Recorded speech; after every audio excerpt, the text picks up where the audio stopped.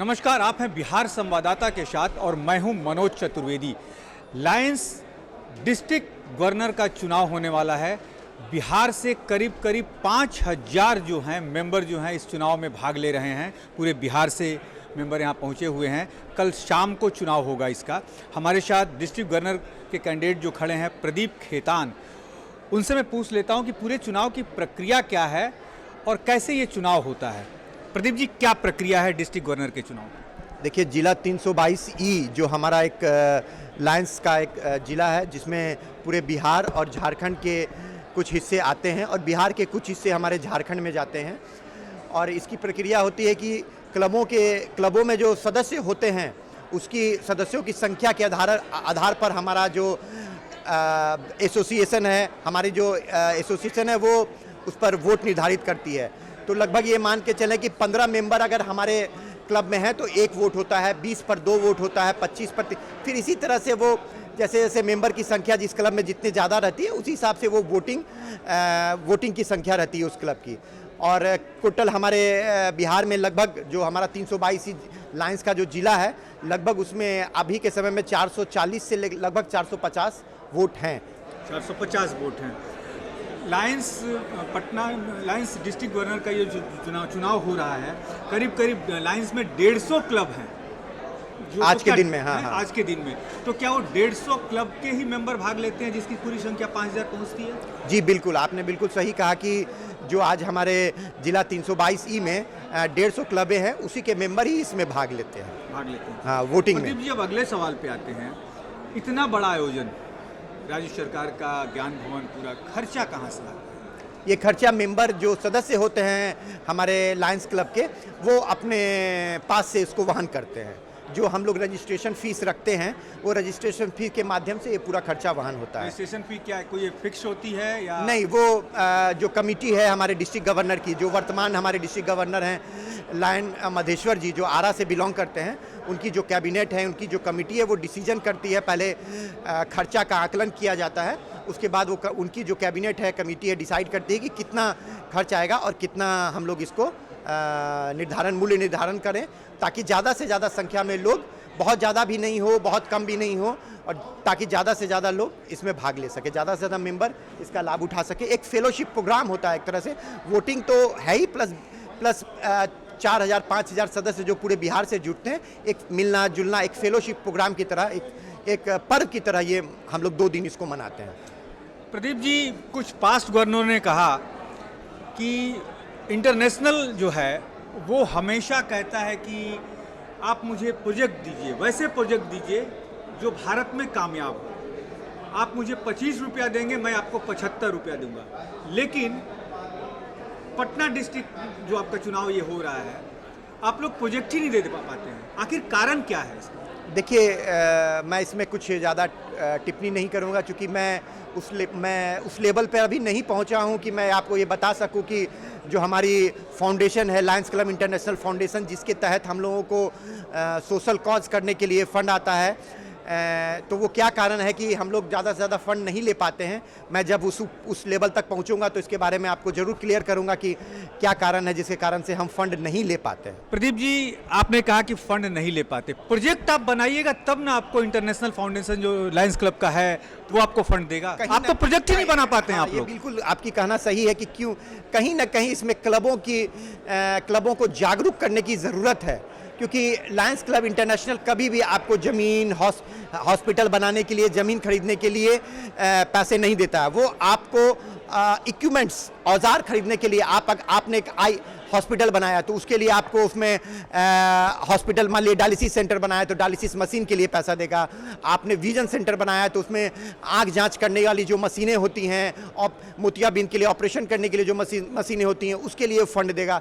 तो सबसे बड़ी जो हमारे जो जिला में जो सबसे बड़ी प्रॉब्लम है, क्योंकि बिहार एक पिछड़ा राज्य है, सबसे बड़ी प्रॉब्लम यहीं पर आ जाती है कि हमारे पास क्लबों के पास जो है ज़मीन और एक इंफ्रास्ट्रक्चर की कमी है, जिसके कारण से हम LCIF से फंड नहीं ले पाते हैं।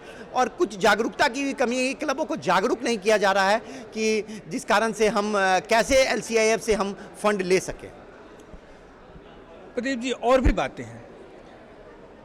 जिस मकसद से लायंस की स्थापना हुई थी, गरीबों तक पहुंचना है, सेवा भावना के साथ पहुंचना है, वो मकसद में भी लायंस कामयाब नहीं हो रहा है। यहाँ तक ग्रास रूट पे नहीं पहुंच पा रहा है। सिर्फ शहरों की चकाचौंध में पेज 3 पे आने पे सिर्फ 1 साल में एक बैठक बुला ली गई, चुनाव हुआ, वहाँ तक कहाँ तक पहुँचे हैं? क्या कुछ आप अपना पूरा मतलब जो डाटा है वो दिखा सकते हैं? देखिए, आपके बात से मैं पूरी तरह से सहमत नहीं हूँ सर। देखिए, हम लोग हर साल हमारा जो इंटरनेशनल है उसके 5 जो फोकस सर्विस एरिया हैं, hunger, vision, childhood cancer, diabetic, और इसके तहत पूरे विश्व में हम लोग हर साल हजारों करोड़ों जो है लोगों को खाना खिलाते हैं। उतनी ही संख्या में लगभग मोतियाबिंद, आँख जांच, आँख विज़न जो है हमारा लायंस इंटरनेशनल का, जिस तरह से रोटरी को पोलियो के माध्यम से जाना जाता है, उसी तरह से हमारे लायंस को विज़न के माध्यम से जाना जाता है। और ये हमारा जो ऑर्गेनाइजेशन है हर साल पूरे विश्व में न जाने कितने लोगों का मोतियाबिंद या और भी आँख की और भी जो बीमारियां होती हैं उसको दूर करने में पूरी तरह से हम लायंस सहयोग करते हैं। उसके बाद चाइल्डहुड कैंसर के तहत हम जो वैसे बच्चे जिनको बचपन में ही कैंसर या किसी तरह की बीमारी हो जाती है, उसको हम लायंस अपने मदद के द्वारा, LCAF के मदद के द्वारा उसको हम लोग केयर करते हैं। आप हमारे बिहार में एक महावीर कैंसर है, आप जानते होंगे, पटना में ही, उसके 5th फ्लोर पर एक चाइल्डहुड कैंसर का ही एक वार्ड बना हुआ है, और हम लायंस टाइम टू टाइम जाकर उसमें उन बच्चों की सेवा करते हैं। और डायबिटिक भी हमारा एक मेन फोकस एरिया है, जिसमें हम लोगों को जागरूक करते हैं कि डायबिटिक से नो डायबिटिक उसके तहत माध्यम से हम। आपने महावीर कैंसर अस्पताल की बात की।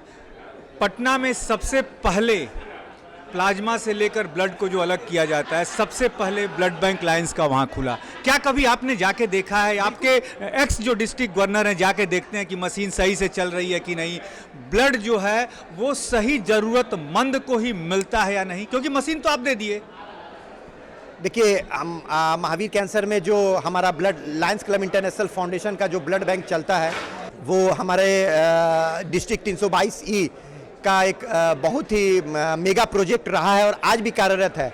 और उसको अपडेट करने के लिए हम लोग बराबर, हमारा फाउंडेशन जो है उसको अपडेट करने के लिए बराबर फंड देता है। 1, 2 बार 3 बार उसमें फंड आई हैं, जो मशीनें जो उसमें नई मशीनें लग रही हैं। और आगे भी देखिए, अब पूर्व जिलापाल उसमें जाते हैं नहीं जाते हैं ये तो मैं नहीं बता सकता हूं, पर मैं बराबर जब भी मुझे मौका मिलता है तो मैं ब्लड बैंक जाता हूं, और कभी किसी ज़रूरतमंद को रक्तदान की ज़रूरत होती है तो मैं महावीर कैंसर जाकर रक्तदान करता हूं। प्रदीप जी, अंतिम सवाल। आप लोग प्याऊ की व्यवस्था करते हैं, मशीनें लगाते हैं, चिल्ड वाटर की मशीनें आप लगा तो देते हैं, लेकिन उसके देख रेख में बहुत सी मैं मशीनों का तस्वीरें आपको दिखा सकता हूं जो कि बस गर्मी के बाद वो बंद पड़ी रहती है, सब कुछ खत्म हो जाता है। उसका कारण क्या है? देख रेख की, या इंफ्रास्ट्रक्चर, या आपके जो लोग हैं एक कमेटी बना के उसको, भाई आपकी जिम्मेवारी इसकी है, ऐसा कुछ नहीं होता। ये आपका कहना सही है। बेसिकली क्या है कि हम लायंस एक बहुत बड़ा ग्रुप है। हम जहाँ ये कमी, अगर आपने जैसा बताया, हम मेरी नज़र में तो हम लोग जहाँ भी, मेरा क्लब जो लायंस क्लब पटना विशाल जिसका मैं मेंबर हूँ, हम लोग ने जहाँ भी प्याऊ 3-4 प्याऊ हमने लगाए हैं पिछले 3-4 सालों में, और सभी सुचारू ढंग से और साफ सुथरे तरीके से चल रही है। लेकिन और अगर दूसरे क्लब लगाए हैं, अगर आप मुझे बताएं तो मैं पूरी कोशिश करूंगा कि उसको फिर से उसमें फिर से उसको ठीक करके, साफ सफाई करके मैं उसको फिर से सुचारू ढंग से चालू करने की मैं पूरी कोशिश करूंगा।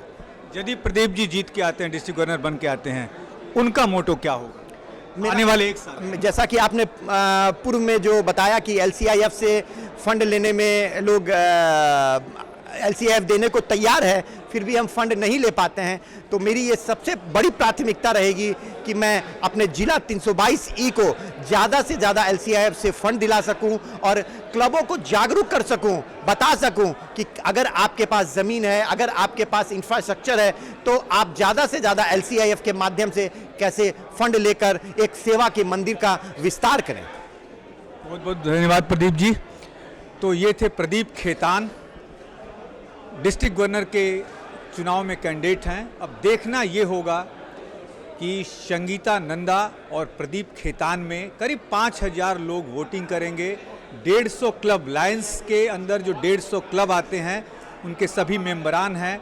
कल शाम को वोटिंग होगी, उस पर भी हमारी नज़र बनी रहेगी। लेकिन वोट के बाद ऊंट किस करवट बैठ रहा है, इस पर भी हमारी नज़र बनी रहेगी। आप बने रहिए संवाददाता।